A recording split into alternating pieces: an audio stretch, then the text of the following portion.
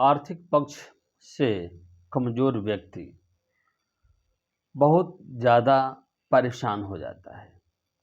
तो अगर आपका भी आर्थिक पक्ष बहुत ही कमज़ोर है और आपको लग रहा है कि हमारे साथ ये बार-बार हो रहा है, तो कृपया करके 2 से 3 मिनट तक भाव से इस वीडियो को सुनिएगा।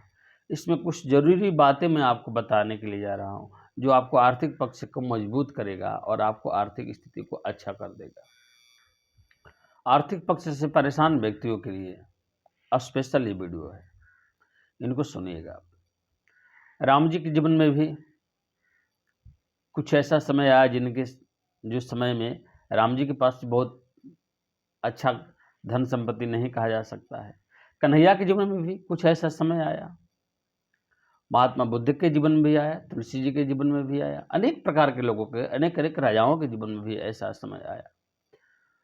तो ये ऐसा समय आता है, आपके पास कितना भी बैंक बैलेंस हो, धनवान हो, रुपये वाले हो, संपत्ति वाले हो, आपका नाम भी, ख्याति, यश कितना भी बड़ा हो, लेकिन एक समय ऐसा आता है जो आपको चारों तरफ से हिला कर रख देता है, आपको तोड़ कर रख देता है, आपको सोचने पर मजबूर कर देता है कि क्या अब हम उस स्थिति में आएंगे कि नहीं आएंगे। तो यही ध्यान दीजिए, अगर आपके साथ भी अगर ऐसा हो रहा है, आपका आर्थिक पक्ष कमज़ोर होता जा रहा है, आप चाहकर भी उसको रोक नहीं पाते हैं और अपनी आर्थिक स्थिति को सुदृढ़ नहीं कर पा रहे हैं, तो ये छोटा सा उपाय, छोटा सा प्रयोग आपको करना होगा, जो इस वीडियो में मैं आपको बताने के लिए जा रहा हूँ। सबसे पहले आपको क्या करना होगा, आप 3 गो पुस्तक लाइए अपने घर में। पहला पुस्तक का नाम है श्रीमद् भागवत महापुराण, दूसरा पुस्तक का नाम है रामचरितमानस और तीसरा पुस्तक का नाम है देवी भागवत महापुराण। आप इन पुस्तक को किसी भी अच्छे पुस्तक दुकान से खरीद कर भी ला सकते हैं। अगर खरीद कर नहीं ला सकते हैं तो किसी से मांग कर भी लाइए, लेकिन आपको साल में एक बार इन पुस्तकों को अपने घर में लाना है, इन धर्म ग्रंथों को अपने घर में लाना है। अब यहाँ ध्यान दीजिए, जो श्रीमद् भागवत महापुराण के जो ग्रंथ हैं, जो पुस्तक हैं, ये पुस्तक नहीं है, ये स्वयं साक्षात भगवान कृष्ण के वांग्मय स्वरूप हैं, जो स्वयं उद्धव जी महाराज कह रहे हैं और स्वयं उद्धव जी महाराज से मैत्रेय जी भी चर्चा कर रहे हैं इन विषय पर। भगवान कृष्ण के वांग्मय स्वरूप, उनकी मूर्ति है श्रीमद् भागवत महापुराण। रामचरितमानस जी का जो पुस्तक है वो कोई पुस्तक नहीं है, कोई धर्मग्रंथ नहीं है, वो स्वयं भगवान शिव के द्वारा रचित और शिव के द्वारा स्थापित स्वयं राम जी के स्वरूप हैं। रामायण जी की पुस्तक,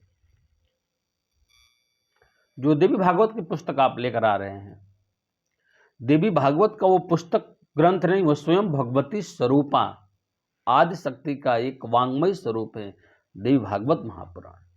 इन तीनों ग्रंथों को अपने घर में लेकर आइए। 40 दिन तक इन तीनों का आपको नियमित पूजन करना है। आप पाठ करें या ना करें, लेकिन नियमित पूजन करना है। धूप दीप चंदन आदि नैवेद्य चढ़ाकर इनकी पूजन करना है।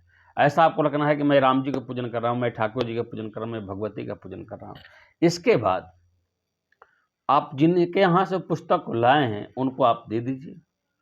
अगर आप खरीद कर उन पुस्तक को लेकर आए हैं, अपने घर में रखना चाहते हैं, तो अच्छी बात है, उनको रखिए, ठीक है, स्वाध्याय करिए, पढ़िए उनको।